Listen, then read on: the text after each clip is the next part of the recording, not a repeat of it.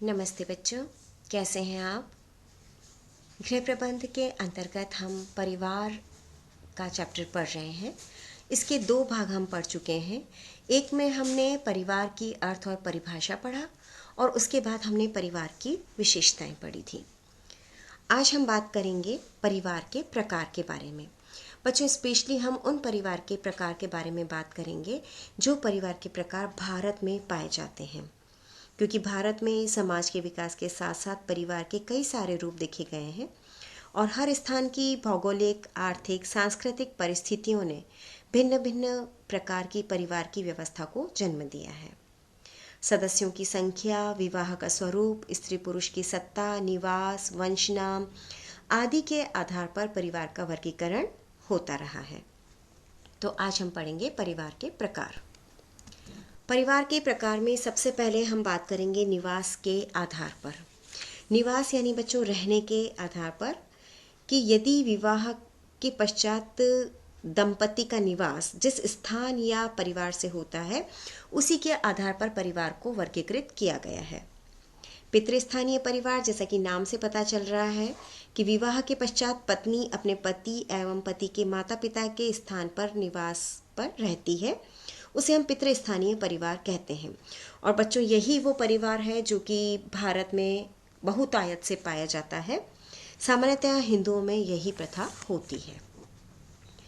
दूसरा प्रकार है मातृ स्थानीय परिवार, जो पितृस्थानीय परिवार में था कि स्त्री विवाह करके पुरुष के घर रहने जाती है। इसके ठीक विपरीत दंपति अगर पत्नी के माता पिता के निवास स्थान पर रहते हैं तो उसे मातृ स्थानीय परिवार कहते हैं। ये गारो जनजातियों में, मालाबार द्वीप में और आजकल बच्चों, क्योंकि मॉडर्निटी बढ़ गई है तो कई पुरुष भी अपनी वाइफ के साथ उसके घर जा कर के रहते हैं, तो उसे हम कहते हैं मातृ स्थानीय परिवार। फिर होता है पितृ मातृ स्थानीय परिवार, यानी कि नवविवाहित दंपति पति या पत्नी में से किसी के भी साथ रहने को बाध्य नहीं होते, वरन जहां उनका मन करता है वहां वो साथ में रह सकते हैं। फिर होता है नवस्थानीय परिवार, न तो पति के घर पे ना ही पत्नी के घर पे, वो एक नए स्थान पर रहते हैं, वहीं अपना घर बनाते हैं। तो जनरली ऐसा बच्चों वहाँ होता है जहाँ पर कि जॉब बाहर होती है, तो जॉब के कारण जहाँ पति रह रहा होता है वहाँ पत्नी चली जाती है, या फिर जहाँ पत्नी होती है वहाँ पति चला जाता है, तो ये एक नया स्थान हो जाता है, तो हम इसे कहते हैं नवस्थानीय परिवार। एक होता है मामा स्थानीय, जिसमें कि दंपति मामा के घर जाकर रहने लगते हैं। भारत के बहुत ही प्राचीन समय में मातृ सत्तात्मक परिवारों का जब चलन था तब मामा स्थानीय परिवार का भी चलन था। तो ये वर्गीकरण था निवास के आधार पर। अगला वर्गीकरण है बच्चों हमारा अधिकार के आधार पर। परिवार में माता पिता, कुछ बच्चों में से किसके पास सत्ता एवं अधिकार होता है। बात समझ में आ रही है। विवाह उपरांत माता और पिता में से किसके पास सत्ता या अधिकार होता है, इस दृष्टि से परिवार को 2 भागों में बांटा गया है।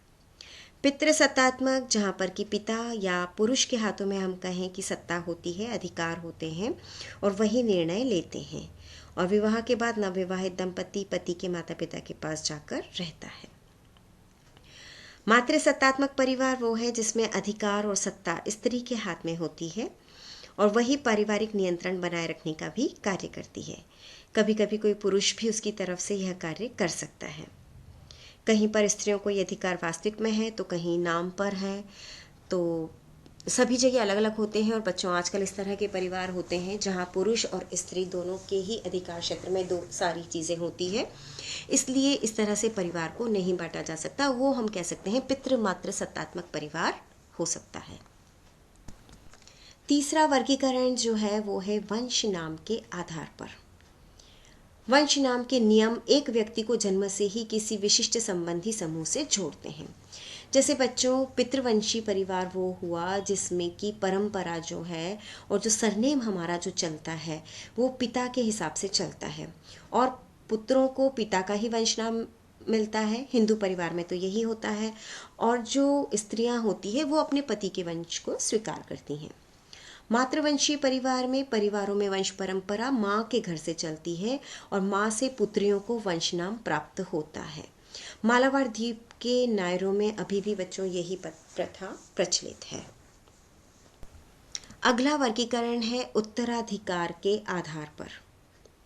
जिस तरह से हमने अधिकार पर बात की थी, वैसे ही एक ही परिवार में संतानों को पद आदि दिए जाने का क्रम भी पितृपक्ष के पुत्र या मातृपक्ष की लड़कियों को दिया जा सकता है। तो बच्चों, इस हिसाब से परिवार को दो प्रकार से बांटा गया है, पितृमार्गी परिवार और मातृमार्गी परिवार। ऐसे परिवार में उत्तराधिकार के नियम जो कि पितृमार्गी होते हैं, उसमें उत्तराधिकार के नियम पितृपक्ष के आधार पर तय किए जाते हैं, यानी कि पिता के पक्ष के आधार पर तय किए जाते हैं। फिर है मातृमार्गी परिवार। इसमें उत्तराधिकार के नियम माता के पक्ष के आधार पर तय किए जाते हैं, इसलिए उसे मातृमार्गी परिवार कहा जाता है। ये हमने पढ़ा उत्तराधिकार के आधार पर परिवार का वर्गीकरण। फिर है बच्चों विवाह के आधार पर। बच्चों, हर समाज में जो विवाह की रीति होती है वो अलग अलग ढंग से प्रचलित होती है और उसके आधार पर जो परिवार बनते हैं उनको मुख्यतः दो भागों में बांटा है, एक विवाही परिवार और बहुविवाही परिवार। बच्चों, नाम से आप समझ पा रहे होंगे कि एक विवाही परिवार में एक पुरुष और एक स्त्री के बीच में विवाह होता है और एक की मृत्यु हो जाने पर ही वो पुनः विवाह कर सकते हैं, या फिर तलाक हो जाने के बाद भी स्त्री और पुरुष विवाह कर सकते हैं, लेकिन एक पुरुष एक स्त्री से और एक स्त्री एक पुरुष से ही विवाह करती है। फिर है बहुविवाही परिवार। ऐसे परिवार में एक समय में एक से अधिक जीवन साथी स्वीकृत किए जा सकते हैं बच्चों, और इस परिवार के बहुविवाही परिवार के दो रूप होते हैं। एक होता है बहुपति विवाही परिवार, एक होता है बहुपत्नी विवाही परिवार। जो बहुपति विवाही परिवार होता है, यानी कि एक स्त्री एक समय में एक से अधिक पुरुषों से विवाह करती हो, उसे बहुपति विवाह परिवार कहते हैं। इस प्रकार के परिवार जौनसर बाबर के खस, नीलगिरी के टोडा और मालाबार के नायर लोगों में तथा तिब्बत में पाए जाते हैं। बहुपत्निक परिवार, ऐसे परिवारों में पुरुष एक यानी कि एक पुरुष के एक समय में एक से अधिक स्त्रियों के साथ विवाह करने की स्वीकृति होती है, उसे हम बहुपत्निक परिवार कहते हैं। मुस्लिम में ऐसा करने की स्वीकृति है बच्चों, और पुरुष पहले रखते भी थे, लेकिन आजकल ऐसा नहीं होता है। और भारत में इसके अलावा नागा, बेगा, गौंड जनजातियों में बहुपत्निक परिवार भी पाए जाते हैं। तो ये जो वर्गीकरण हमने पढ़ा, ये था विवाह के आधार पर वर्गीकरण। अब बच्चों आता है मुख्य वर्गीकरण, जो कि है संख्या एवं संरचना के आधार पर वर्गीकरण। तो संख्या और संरचना के आधार पर दो प्रकार से परिवार को विभक्त किया गया है, एकांकी परिवार और संयुक्त परिवार। जो एकांकी परिवार होता है बच्चों, जिसे कि हम केंद्रीय परिवार या नाभिक परिवार भी कहते हैं, इसे इंग्लिश में हम कहते हैं न्यूक्लियर फैमिली। ये केंद्रीय या नाभिक परिवार जो होता है बच्चों, ये परिवार का सबसे छोटा रूप होता है। एक पुरुष, एक स्त्री तथा उनके आश्रित बच्चों को मिलकर के ये परिवार बनता है। ऐसे परिवार में बच्चे विवाह के पश्चात स्वयं का अपना एक एकांकी परिवार बना लेते हैं और उसमें रहते हैं। दूसरा है संयुक्त परिवार। एक संयुक्त परिवार में 3 या 3 से अधिक पीढ़ियों के सदस्य एक साथ एक ही घर में निवास करते हैं, तो उसे हम कहते हैं संयुक्त परिवार। इनकी संपत्ति भी सामूहिक होती है, एक ही जगह खाना बनता है, एक ही घर में रहते हैं, सामूहिक पूजा में भाग लेते हैं और परस्पर किसी न किसी नातेदारी व्यवस्था से भी सम्मिलित होते हैं। संयुक्त परिवार के सदस्य परस्पर अधिकारों और उत्तरदायित्वों को निभाते हैं। और बच्चों, आप अच्छे से जानते हैं कि इस प्रकार के परिवार में रहने के लिए त्याग, बलिदान, समायोजन, स्नेह, प्यार इत्यादि चीज़ों की बहुत अधिक आवश्यकता होती है, तभी सभी परिवार आपस में समायोजित करके रह पाते हैं। बच्चों, हमने अभी कई प्रकार का वर्गीकरण पढ़ा, लेकिन उसमें जो मेन वर्गीकरण था वो यही है। और भारत में इसी 2 प्रकार के वर्गीकरण हमें देखने को मिलते हैं, एकांकी परिवार और संयुक्त परिवार।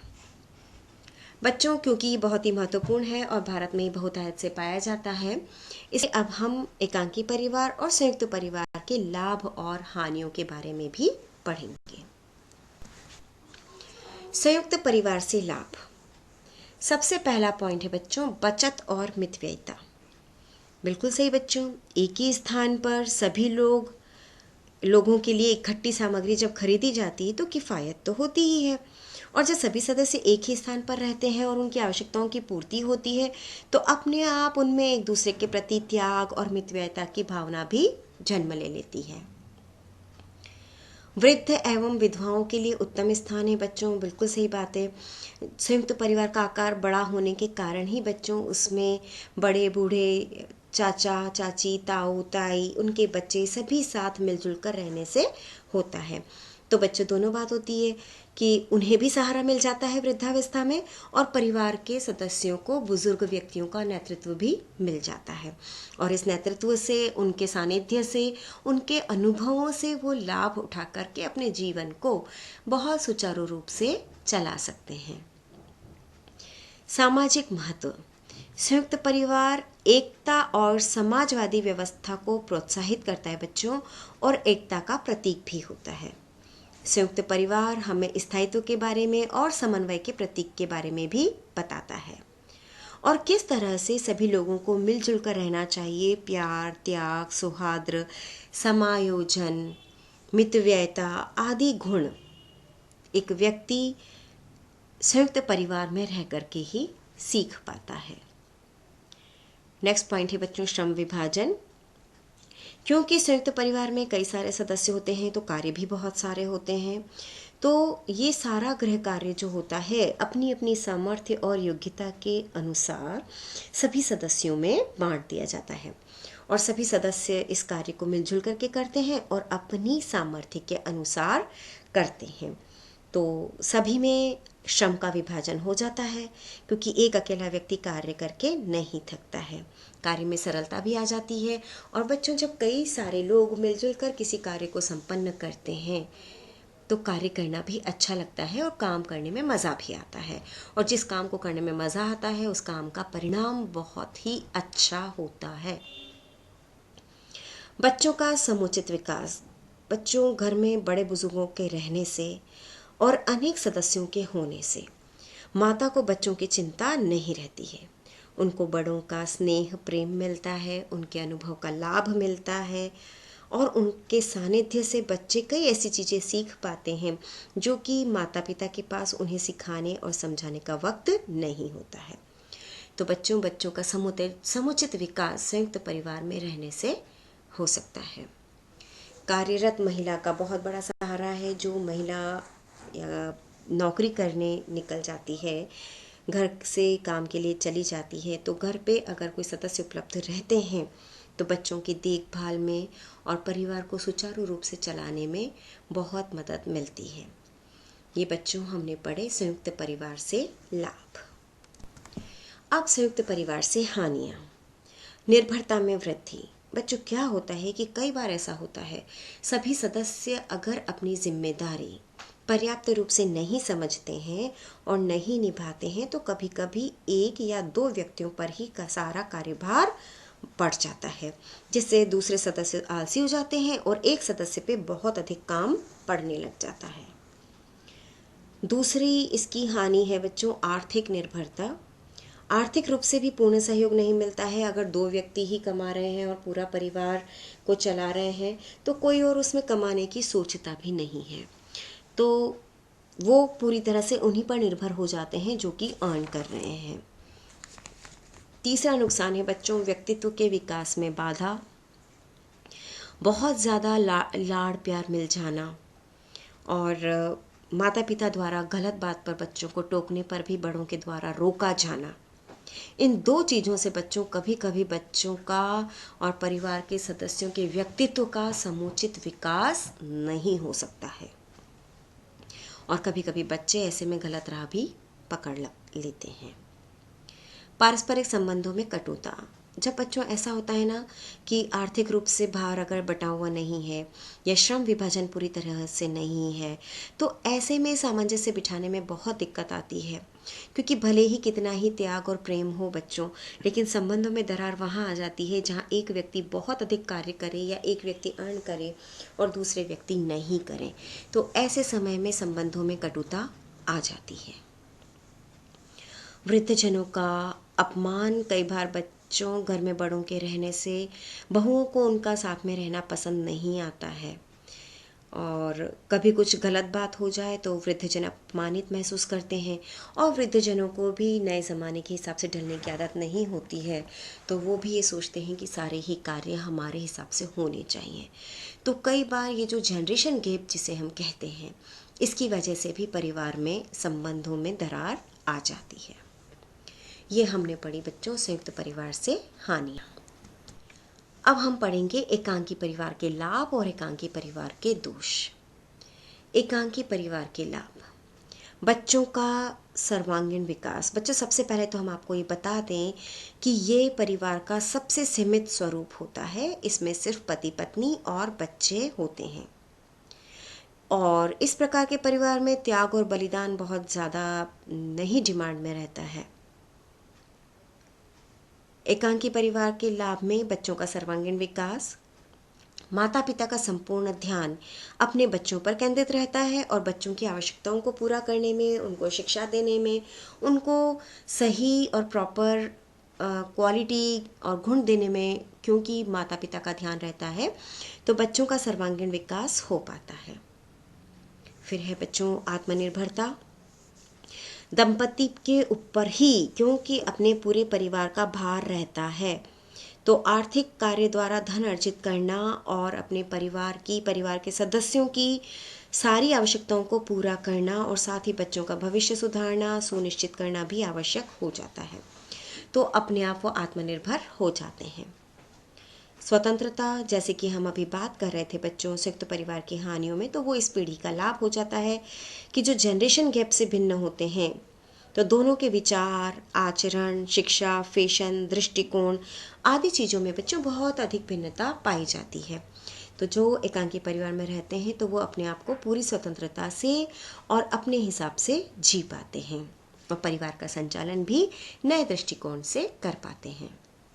रिश्तेदारों के प्रति प्रेम, जब व्यक्ति दूर रहता है तो बच्चों प्रेम तो बढ़ता है, तो कभी कभी मिलने से प्रेम बढ़ता है, तो रिश्तेदारों के मध्य दरार नहीं आकर के प्रेम बना रहता है। अब हम बात करेंगे बच्चों एकांकी परिवार के दोष की।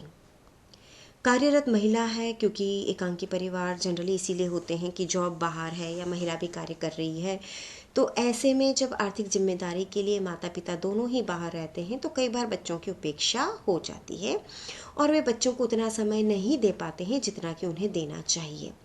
इसका मलाल माता पिता के मन में भी रहता है बच्चों, क्योंकि बच्चों की देखभाल, प्रेम, स्नेह देने वाला व्यक्ति घर पर नहीं होता है, तो उनका संवेगात्मक विकास और बच्चों का मोरल सपोर्ट बच्चों को प्रॉपर नहीं मिल पाता है। मार्गदर्शन में कमी, अब बच्चों नवदंपति अकेले रहते हैं तो बुजुर्ग घर में नहीं है, बुजुर्ग घर में होते हैं तो उनके अनुभव से मार्गदर्शन मिलता है और विभिन्न कठिनाइयों से सामना करने की क्षमता भी आती है।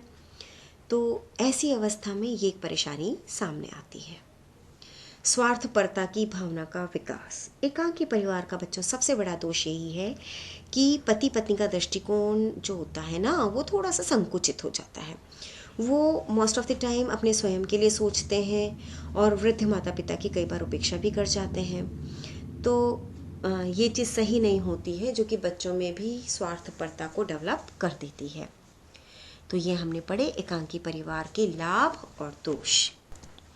तो बच्चों आज के व्याख्यान में हमने पढ़ा परिवार के प्रकार के बारे में। कई प्रकार के हमने परिवार के प्रकार पढ़े और उसके साथ ही हमने मुख्य जो प्रकार है एकांकी परिवार और संयुक्त परिवार, इसके बारे में हमने विस्तार से जाना, यानी कि दोनों ही परिवारों के लाभ हानियों के बारे में जाना और समझा। धन्यवाद।